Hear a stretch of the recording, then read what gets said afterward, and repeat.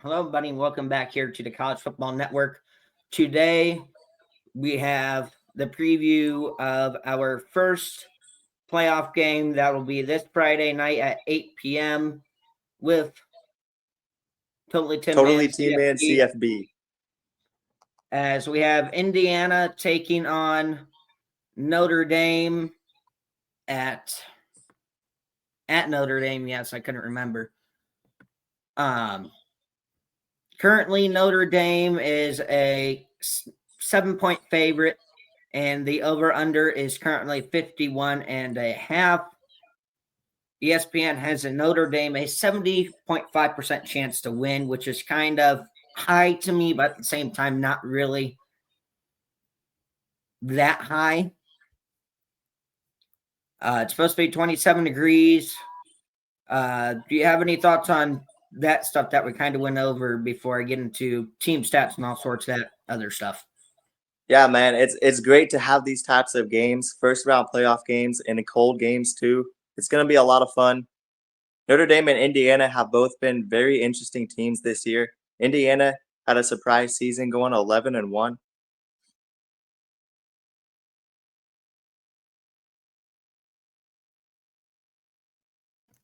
So, both teams 11-1. As you're handling that with Indiana there, this is a 10 versus 7 matchup. Your leaders for each team: O'Rourke, the Ohio transfer to Indiana, 202 of 287, 2,877 yards passing, 27 touchdowns, 4 picks. Leonard for Notre Dame, who was actually underwhelming to start the year, picked it up towards the end of the year. He went 194 of 293, 2,092 passing yards, 16 touchdowns, 5 interceptions. Leading rushers for each team: Ellison for Indiana, 148 carries, 811 yards, 10 touchdowns. Love for Notre Dame, 134 carries, 949 yards, 15 touchdowns. Don't know how to pronounce his last name. Receiving leader for Indiana, 49 catches, 890 receiving yards, 8 touchdowns. And Collins for Notre Dame, 34 catches, 427 yards, and 2 touchdowns. Now, I will say, with the way this game is set up, particularly for Indiana, not having a great defense, but having a pretty good defense, I do expect this game to be more so of a shootout. Yeah, man. I think this game is going to be a game that really helps us determine a lot about these two teams. Like for example, Notre Dame, they haven't really played anybody all year. Indiana hasn't really played anybody either. Both these teams have a lot to prove. Notre Dame, I think they're kind of being slept on. Outside of that, outside of that one loss to Northern Illinois, they've been a dominant team this year. And you can say the same thing about Indiana as well with that loss to Ohio State. But I will say, the one thing concerning about that Indiana loss to Ohio State is they didn't play a singular team that was ranked before Ohio State. And I understand Ohio State's a top Yeah, 10, for top sure. 5 team, whatever you want to call it. But if we're really being honest, I know Ohio State's 10-2, Notre Dame's 11-1. But Ohio State, you would think, would beat Notre Dame. And if you put that into perspective, you got to wonder if this game would even be close if Ohio State were to beat Notre Dame, figuratively, obviously, because Ohio State's a more talented team on paper. Yeah, But I'm interested to see how Indiana's line of scrimmage can match up against Notre Dame because they struggled against Michigan and Ohio State, two pretty solid teams at the line of scrimmage, and Notre Dame is a good team. yes, I will agree on you with that. Plus, Notre Dame has a dominant run game. Of course, adding the variation of the quarterback run with Riley Leonard this year, so you got to be careful for that. If you look at the teams, last 5 for Indiana, they beat Purdue 66-0. And as Kirk Zanetti says, I just win, Google me. They lost to LSU 38-15. They beat Michigan 20-15. They really struggled in that game. Couldn't get a really good push on the defense or offense line, as they are a smaller team that really relies on speed as Indiana. They beat Michigan State 47-10. They beat Washington 31-17. And if you look at Notre Dame's last 5, they beat USC 49-35. That game was actually close for a little while. They beat Army 49-14, beat Virginia 35-14, beat Florida State 52-3, and beat Navy 51-14. Another matchup I look forward to in this game is that Indiana passing attack with Curtis Warwick. He's been a very good quarterback this year, and a lot of people's Heisman top 10. How is that passing attack going to fare against that Notre Dame secondary? Now, one thing to keep an eye on, I forget his name. One thing to include there, as you said, about that Indiana passing attack, Benjamin Morrison will be out for Notre Dame as far as I know. I'm pretty sure he's out for the season. Yeah, he is. Which could be a big hole in that Notre Dame secondary, especially when it comes to that Indiana pass game as well. I mean, and in that Notre Dame game, USC actually kind of torched that Notre Dame secondary. They have a beast in the secondary. Xavier Watts is one of the best safeties in the nation, but that secondary did get a little bit torched against USC. I'm not exactly sure how many yards Jada Mayalda had passing, but I believe it was above 300 maybe. Speaking on somewhere around there, but I will say quick, speaking on Xavier Watts, one day ago, he repeats as a AP. He repeated as an AP first team All-American, did Xavier Watts. Fantastic safety, possibly, arguably the best safety in all college football, especially when it comes to turnovers. But my concern for Xavier Watts is with Benjamin Morrison out, he's going to have to be a one-on-one decent amount of the time. How is he going to fare one-on-one on an island compared to zone coverage? Now, yes, granted, Benjamin Morrison has been out most of the year, but this is a different animal than to what Notre Dame has faced all year without Benjamin Morrison. Yeah, man. Let's wrap it up. Who do you think wins this game? Let's give our last thoughts. With the weather being involved, possible snow in the forecast, low temperatures, obviously both teams from Indiana, so they're both used to it. Just, I wouldn't say like an hour apart or something like that.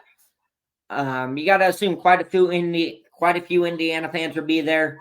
But I am going to go with the upset as the Hoosiers take down the Fighting Irish 31-27. Dang, I really like that pick. Indiana's only losses to Ohio State. They've had a magical season, but I have to stick with the Notre Dame. I think they are a sleeper in the college football playoffs. They have a really good rushing offense, one of the top 10 in the nation. Their defense is solid. I think they can get another big win. So give me Notre Dame to win this game 35-21. Yep, good pick for you as well. It should be a good game. But that is all we have for you guys today. So we'd like to thank all of you for watching. And we will catch you all in the next video. Hello, everybody, and welcome back here to the College Football Network. We have another playoff game preview for you here as we have the number 11 seed SMU Mustangs 11-2 heading to Happy Valley Beaver Stadium to face the 11-2 number 6 ranked Penn State and Indy Lions with totally 10-man CFB. As we will get into it here, this game will be the first game here on Saturday. I believe Penn State announced a whiteout for this game, which kind of ruined it being at noon. Penn State is currently an 8.5-point favorite. Over-under is 53.5. Okay, there. Penn State has a 67.1% chance to win, while SMU has a 32.9% chance. So we'll go ahead and ask you again, do you have any thoughts on that part before we get into this other section here? I think this is just going to be a very interesting matchup of two different styles clashing. SMU is a pretty fun team. They got a lot of skill position players, and Penn State has a very good defense. Yeah, that will be the one interesting thing to see. We'll just see how Jennings does against a good defense, especially the caliber of Penn State's. We did see them struggle against Clemson early, but they came roaring back in the ACC championship and almost won the ACC championship. Yeah, I think that first quarter against Clemson was one of the worst quarters SMU has played this year, and it was in the most important game up to that point, which was the ACC championship game. As weather at Beaver Stadium once again supposed to be 27, just like the Notre Dame game. Not sure about snow. Yeah, that's definitely going to be a factor to the game. Go ahead and look at the last 5 for each team. SMU lost in the ACC championship 34-31 to Clemson, and an amazing game. Beat Cal 38-6, beat Virginia 33-7, beat Boston College 38-28, and beat Pitt 48-25. You look at Penn State's last 5, they lost to Oregon 45-37 in a game that I thought was going to be a blowout. Beat Maryland 44-7, beat Minnesota 26-25, beat Purdue 49-10, and beat Washington 35-6. Yeah, I'll say that game against Oregon, I was impressed with how many points Penn State put on the board. Even when they played Minnesota, they had 44 plus points in that game. They've been scoring a lot of points lately. Yeah, they have been scoring a lot of points. I think part of that is the run game has gotten going a bit better, a bit more than it has since the Washington game. And Drew Allard has really taken a step forward since that loss to Ohio State. Yeah, he's stepped in and made some comfortable throws. And also the tight end, Tyler Warren, he's a massive playmaker on that offense. He's going to play a factor in this game. Yes, obviously, as was mentioned earlier, a snub on the first team offense. If you look at stat leaders for each team, Jennings for SMU, 227 at 344, 3 passing, 50 passing yards, 22 picks, 8 interceptions is a bit of a worrying point there with 8 picks. Drew Allard, 224, 324, 2 passing, 194 yards, 21 touchdowns, 7 picks. Once again, a little worrying with the amounts of picks there. Smith for SMU, leading rusher, 217 carries, 1,270 yards, 14 touchdowns. Singleton for Penn State, 131 carries, 838 yards, 7 touchdowns. Daniels Jr. for SMU, 38 catches, 599 yards, and 3 touchdowns. And, of course, Warren, the All-American tight end for Penn State, 88 catches, 1,062 yards, and 6 touchdowns. One thing I'm very interested for in this game is the fact that SMU has had one of the top turnover margins in the nation. They're really good at forcing turnovers. How is Drew Allard going to fare against that defense? Yes, that will be one thing to see, as well as you mentioned there. Another statistic I would like to bring up is Penn State is the best defense in the nation on 4th down. That's important. Especially when it comes to, if this game comes down to the wire, which I'm thinking it probably will, because if Penn State falls asleep in this game, and trust me, they most likely, obviously the wideout, if Penn State relaxes a little bit, they're going to be in big time trouble. Jennings, one thing I will say, I find it interesting that Jennings has more passing yards than Allard, and he didn't even start the whole season.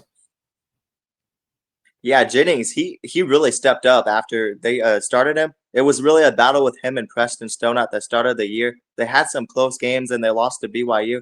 It was after they started him that offense really got going. They have a lot of great skill position players as well. Yes, as well as Preston Stone did enter the portal, so I'm assuming Jennings' job would be safe for a couple years next. I believe he's a freshman. Correct me on that if I'm wrong. Who? Jennings. Jennings? Yeah, I don't know. I don't think he is. I could be wrong too, though. He might. I think he's a sophomore. Regardless, he's a good quarterback. He's got a bright future. He's a really good dual threat quarterback. Let's see here. He's a sophomore. All right. Yeah, I was thinking sophomore. I knew he was somewhere around there. I just couldn't remember. I will say, obviously, with Penn State's backup entering the portal, I can't remember his name. That does take. an aspect of Penn State's game away is they would bring him in kind of as a running change of pace quarterback. You wonder how that would impact Penn State's offense somewhat, as he kind of provided the spark to that Penn State offense to get them going on that roll there those last couple Yeah, games of the season. I'm interested to see how Penn State fares against this SMU team. They always struggle in big games against decent opponents. SMU might not be an elite team or a team that can shut down Penn State defensively, but it will still be a decent test for them. Yes, I will agree with you with that. It should be a decent test for Penn State and for SMU, just like you mentioned, the Notre Dame Indiana game. I wouldn't say necessarily Penn State as much as SMU, but we're going to find out what SMU is made of in this game. For sure. They're going to want to bounce back after that bad loss to Clemson. That ACC title should have been theirs. They're thinking that. I will say one last thing here before we start to wrap it up. This game, really, as people have kind of joked, this 12-team playoff was really meant for Penn State. Literally. Yes.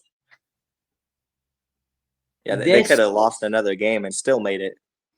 This game decides James Franklin's legacy.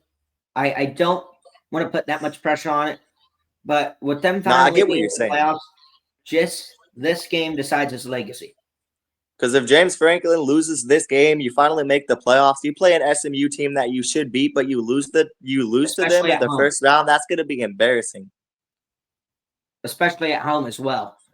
But I'll let you go ahead and go with your final score prediction here first.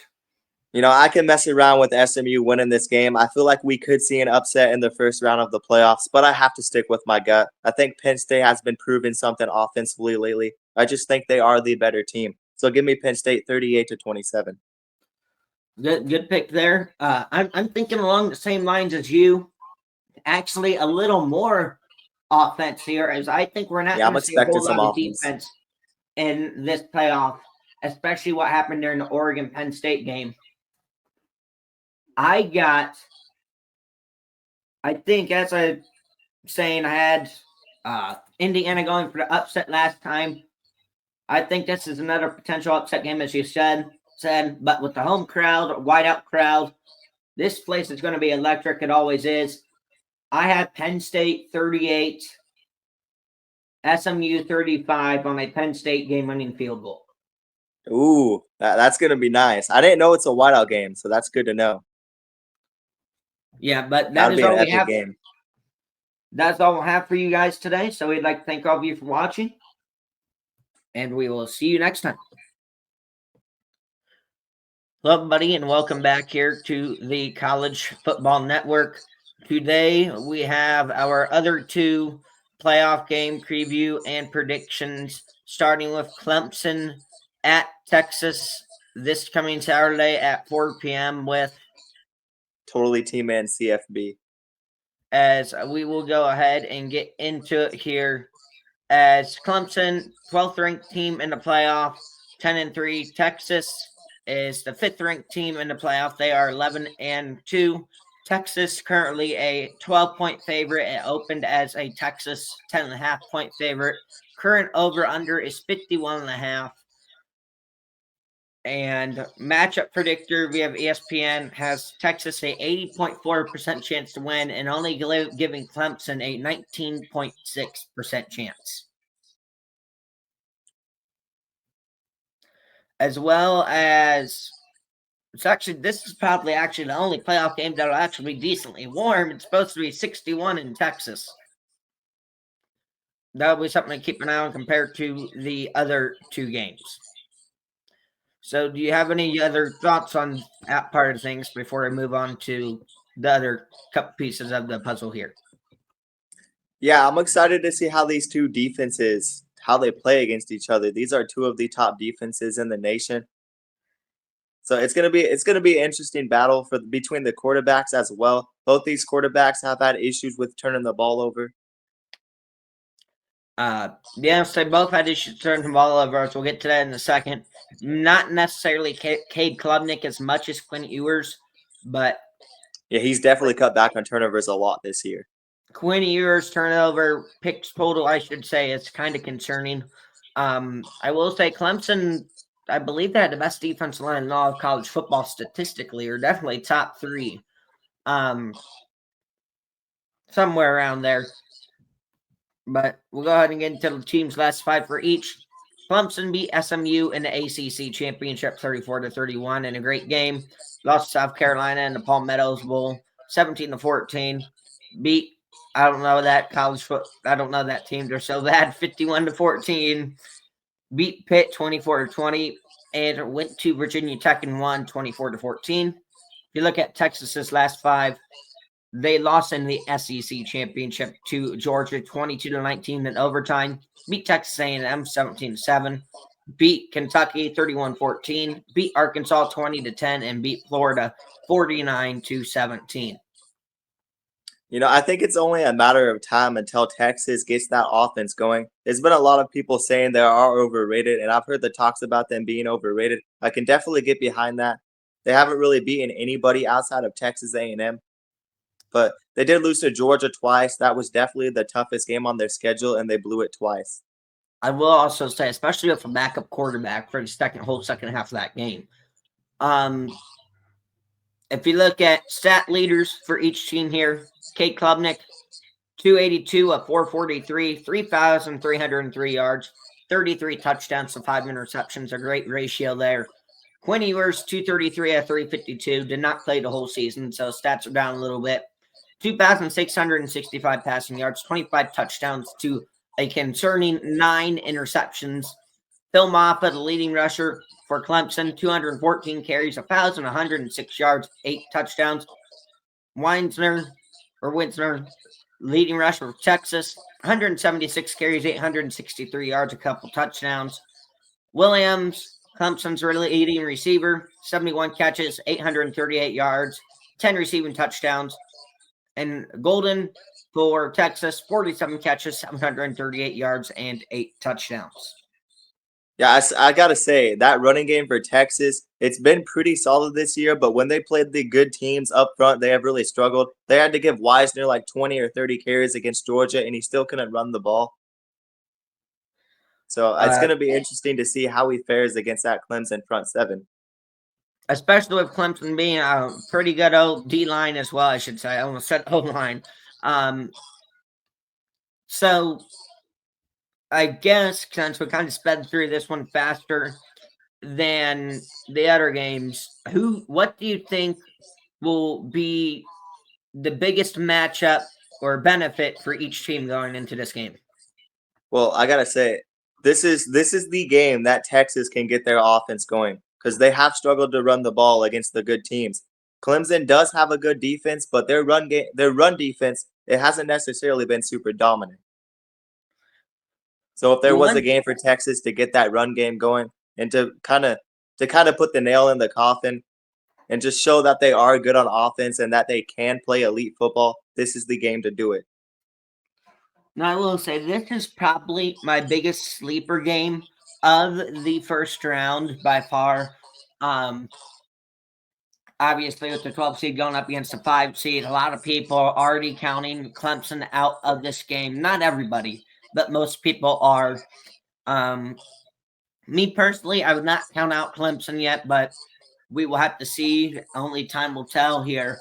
The one concerning point to me is they faced one SEC team in South Carolina. Yeah, and they lost. And they lost. And they struggled to score. And Texas is better than South Carolina, arguably. I think it's pretty easy. Their defense. Texas's defense has been dominant all year. They're definitely, I think they're in top 3 in points per game allowed on defense. Yes, I will agree. I will say that I'll bring this up for the Ohio State game preview too. But if Clemson wants a chance, they are going to have to start fast. Yep. So I think we'll go ahead and start wrapping this up here. I'll let you go ahead and go for your prediction first here. So I think this could be closer than people expect if it's just a low-scoring battle up front. But I do think Texas has what it takes to take this game away in the second half. So I'm going to take the Texas Longhorns in this game, 30-17. Okay, so That's around the realm I was thinking too. I think this could kind of pan out how Clemson versus Georgia did the way it was. It was a slugfest in the first half. Then Georgia just came out in the second half and absolutely obliterated Clemson. If I'm remembering correctly, Clemson, I believe, I want to say it was up at like 6-3 or something like that at halftime in that game. Around Yeah, there. I just don't trust that Clemson offense. I think Texas should win this game. I mean, it's a pretty simple pick, as you can tell by the ESPN FPI here. I have, as you said, I think this game might be close at half, with Texas potentially sleeping on Clemson a little bit. But I ultimately have Texas winning this game 35-24. So that is all we have for you guys today. We would like to thank all of you for watching, and we will catch you all in the next video. Hello, everybody, and welcome back here to the College Football Network. We have our last game preview here for the first round of the first ever 12-team college football playoffs between Tennessee and Ohio State, with Totally Team Man CFB. as we will jump right into it here. Tennessee ranked number 9 in the playoff format, 10-2 overall. Ohio State ranked number 8, also 10-2 overall. This will be the last game out of the first round games. It'll be at 8 p.m. As right now, Ohio State opened as a 7-point favorite. Ohio State is now currently a 7.5-point favorite with a over-under at 45.5. According to ESPN's analytics, Ohio State has a 65.4% chance to win. Meanwhile, Tennessee a 34.6.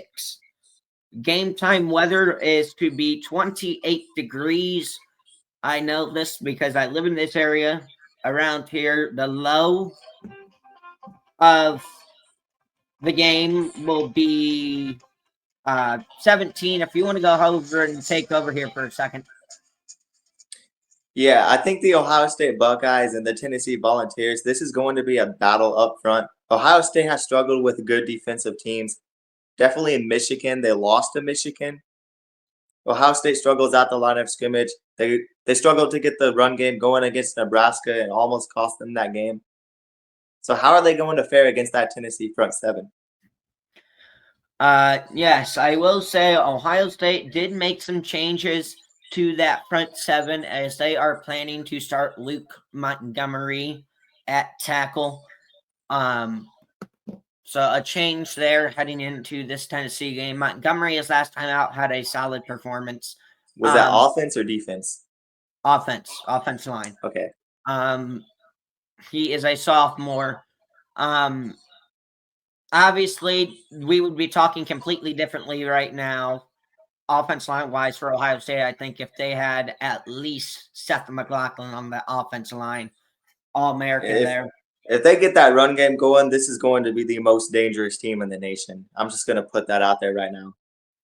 Yeah, if we look at the team's last 5, for Tennessee, they beat Vandy 36-23, beat UTEP 56-0, lost to Georgia 31-17, beat Mississippi State 33-14, beat Kentucky 28-10. Ohio State's last 5, this one pains me to say, lost to Michigan 13-10, beat Indiana 38-15, beat Northwestern 31-7, beat Purdue 45-0, and beat Penn State 20-13. If you look at the stat leaders for each team, I'm just going to go by Nico because I don't want to butcher his last name. 199. It's Iamaliava. 2,512 passing yards, 19 touchdowns, 5 picks. Will Howard, everybody's been cooking him and saying he's been having a bad season. Not actually that bad if you look at the stats, actually. No, he's been impressive. 314. 2,860 passing yards, 27 touchdowns to 8 picks. Sampson, probably the best running back in the nation right now, behind Genty. 256 carries, 1,485 yards, 22 touchdowns. Junkins, 147 carries, 805 yards, 8 touchdowns. Thornton, for Tennessee, 25 catches, 647 yards, 6 touchdowns. And, of course, the ever-dangerous Jeremiah Smith, 57 catches, 934 yards, and 10 touchdowns. I think this is very important for Ohio State. You're coming off of that loss to Michigan. You cannot lose this game. I wouldn't necessarily say Ryan Day is fighting for his job. That's really tough to say. It's going to be hard to fire Ryan Day. But I feel like Ohio State, they definitely need to win this game. Tennessee has been getting that offense going. Nico Amaliaba has stepped up. They scored 36 against Vanderbilt, so we'll see what they can do. I will say, though, the one concerning point from Lee, from Tennessee aspect, obviously, I'm not trying to sound biased because I'm an Ohio State fan. But if you look at Tennessee, their biggest road game of the year was at Georgia. They lost 31-17. Now, granted, Georgia and Ohio State are two different monsters. If Tennessee plays like how they did against Georgia, it could very easily be worse than that Georgia score. Yeah, I've heard a lot of people talking about this Tennessee team. They've been good this year, but when they play an elite team, I don't know if they have the caliber of a team to beat this Ohio State team. Because Ohio State, when they play their best football, they're elite. And I will add on top of this, Ohio State also looking to, as you're mentioning, the loss to Michigan, they want to get that sour taste out of their mouths from that loss to Michigan as well. Plus, obviously, the potential to have a rematch against Oregon if they beat Tennessee. That ought to be a fun game if that were to happen. If you look at it, statistically, Ohio State wins by 10+. Theoretically, Ray Ryan Day coaches, Ohio State will probably give me a heart attack. But other than that, I don't think Ryan Day's job is on the line. Don't get me wrong. I would like for it to be on the line because obviously talking about bringing in Mike Vrabel for Ryan Day, which could be an interesting pickup for Ohio State if indeed that does happen. This game is his legacy, though. They cannot lose this game. That would be so embarrassing. A first-round exit after all that talent they acquired. I wouldn't say this is a job on the line game for Ryan Day. No, I don't think they're gonna fire Ryan Day. I don't see it. But it's kind of like when you talk in NFL. It's not a coach's job or a player's job on the line. It is just an absolute must-win game. And there's really no other way to put it. It's a must-win game. But if Ohio State does not win this game, Ryan Day's hot seat is just going to get even hotter. Yeah, so do you want to wrap it up? Yep, I'll go ahead and wrap it up here. Obviously, with percentage-wise, according to, it might not be as much of a home field advantage as Ohio State is expecting. Reports say there could be up to 30,000 Tennessee fans there, but obviously we will have to wait and see. Those numbers are not always that accurate, considering that not everybody will show up, most likely. But out of 30,000 people. But I have Ryan Day and Ohio State in a must-win game at home. They're going to come out pissed off, and I will make this quick point add on here. Ohio State, like I said, Ohio State has to start fast. Otherwise, that crowd can turn on them very, very quick. Yes. But without further ado, I got Ohio State taking out all their anger on Tennessee as I got Ohio State winning this game 38-14. So in this game, Ohio State, there's been this narrative that they can't beat the SEC schools. They can't win the big games. But really, I don't see them losing back-to-back games. This is going to be a game against a good SEC school, but Tennessee is an elite. I think Ohio State can win the battle up front. It's going to be tough, but I am going to take the Buckeyes 23-17. Maybe they struggle to run the ball, but I trust them to win this game. I will say here before I go ahead and end it, this game will come down to, as I will reword. This game is going to go one of 4 ways. It's going to be close. I should say one of 2 ways. It's either going to be close game as your score prediction, or Ohio State or Tennessee is going to start fast and either team's going to win by 30 plus. It's either going to be close or it's going to be a 30 plus win for either team. There's going to be no in between. I just don't think Ohio State's line of scrimmage issues are just going to be easily resolved. I think it will be a battle up front. I think it will be close, but I do trust them to win. That's why I'm taking Ohio State only by 1 score. So we will go ahead and wrap it up here, as we would like to thank all of you for watching, and we will catch you all next time. Goodbye.